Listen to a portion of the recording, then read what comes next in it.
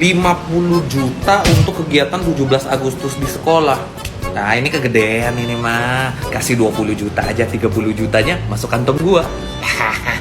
Baik Pak, 20 juta untuk kegiatan kita di 17 Agustus saya terima ya Pak. Habis ini saya langsung salurkan ke siswa kita.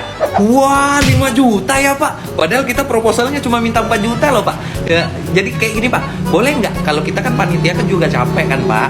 Jadi boleh nggak lebihnya kalau kita ngurus-ngurus acara nanti kita beli makanan untuk panitia gitu Pak. Biar semuanya juga seneng ngurusin acara ini Pak. Oh ya boleh dong, kalian kan panitia juga capek juga. Lagian sekolah juga mau apresiasi kerja kalian kan. Jadi 1 jutanya beli makanan aja untuk kalian ya. Wah boleh, asik. Makasih ya Pak. Iya sama-sama nak. 5 juta udah girang banget. Padahal duitnya udah gua makan separoh. Lebih malah. Lagian 20 juta gede amat untuk acara sekolah kayak gini doang. Apa? 5 juta? Pak, jadi gini Pak, saya kasih ke Bapak kan 20 juta. Saya bisa jelasin Pak. Jadi 20 juta itu kemarin kan yang itu Pak. Aduh sumpah Pak, kecewa saya Pak. Cemas kau deh, padahal duitnya udah gua tilep duluan. Tahun baruan di Spanyol enaknya ngapain ya? Apa aja. Yang penting kita tuh harus makan 12 buah anggur. Lah 12 anggur mana kenyang. Ini bukan buah kenyang-kenyangan, tapi tradisi ini namanya Las Doce Uvas. Artinya 12 anggur keberuntungan. Kita harus makan 12 anggur tepat di jam 12 malam saat lonceng pergantian tahun bunyi. Loh, buat apa gitu? Tiap anggur mewakili bulan-bulan dalam 1 tahun. Siapa yang makan anggur sesuai irama lonceng dia bakal beruntung. Di sini kan jam 12 malam artinya 12 kali loncengnya bunyi. Jadi makan gitu. Setahun ke depan bakal beruntung tiap bulannya. Emang setahun kemarin lo beruntung terus? Enggak. Tuh kan. Sebenarnya ini cara petani anggur aja yang promosiin hasil panennya. Malah nyebar ke seluruh Spanyol. S3 marketing ternyata. Di Indonesia emang ada tradisi unik tahun baruan. Ya paling kita bakar jagung, bakar ayam, bakar ikan buat dimakan rame-rame gitu. Wah buat apa tuh? Buat keberuntungan juga. Buat kenyang lah. Kita lapar soalnya.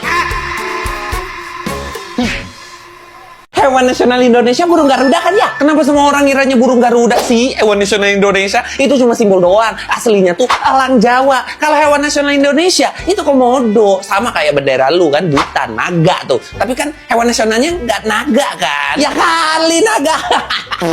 Hewan nasional kita tuh takin. Nah, kalau Paraguay apa tuh? Oh, hewan nasional negara gua itu ya nyamuk.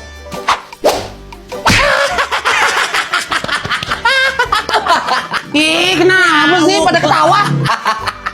Ya iyalah, masa nyamuk kayak nggak ada hewan lain aja. Masih mending gua nyamuk, hewannya ada. Tuh, tanya tuh sama orang Wales tuh, hewan nasionalnya hewan apa? Kenapa emangnya? Tanya aja, coba. Ya udah, hewan nasional lu apaan sih? Hewan negara gua, naga merah. Waduh, naga beneran, Cok. Nah, lu mampus lu. Di Amerika, kita lagi suka banget nanam snake plant. Soalnya banyak banget manfaatnya. Bisa ngurangin polusi, ngurangin radiasi, sama bisa jadi antiseptik juga. Nggak heran kan harganya sampai 1,5 juta rupiah per potnya.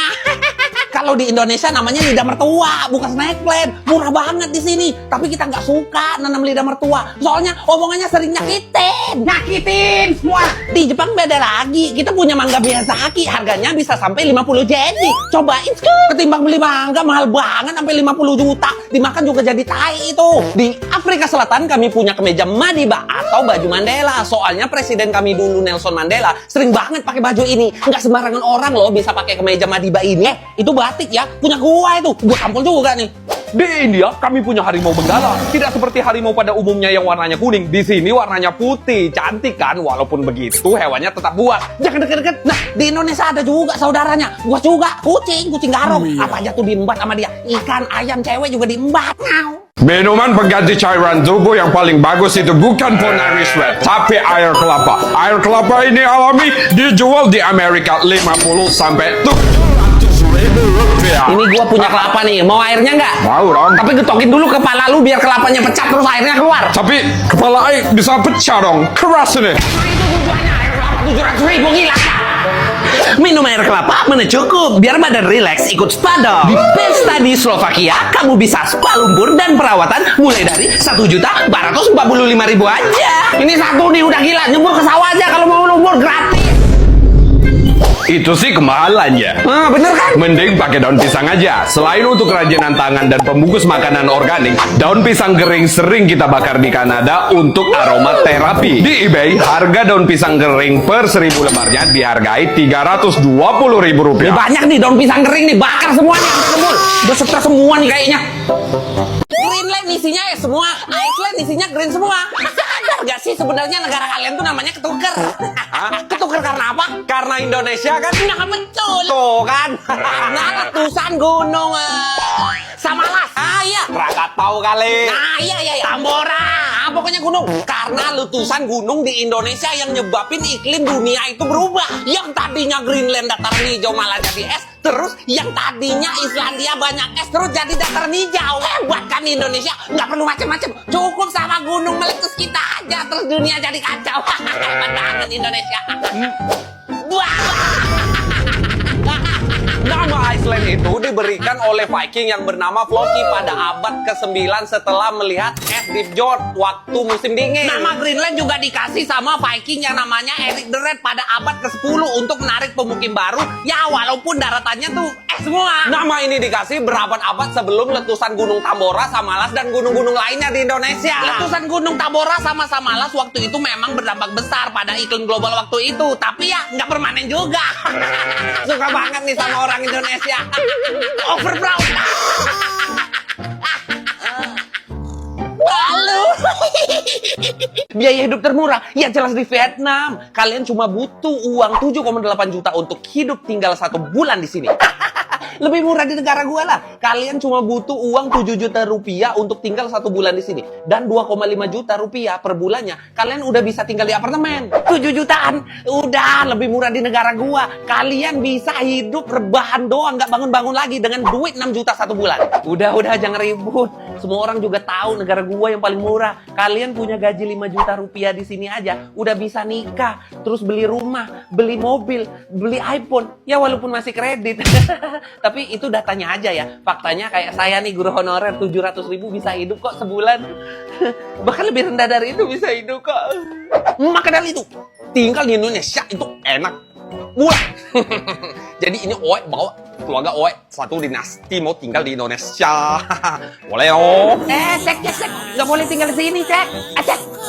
Gila, negara lu berani banget mau nyerang Israel. Mantap. Negara kita tuh emang beda dari yang lain, berani mandiri. Kalender aja kita punya sendiri. Kalender sendiri? Ya iya, nggak kayak negara-negara Islam yang penanggalannya liatin bulan. Nah, kalau di Iran kita tuh liatin matahari, kalender matahari. Jadi 6 bulan pertama isinya tuh 1 bulannya 31 hari. 6 bulan berikutnya baru deh tiap bulannya 30 hari gitu. Wow. Unik juga ya.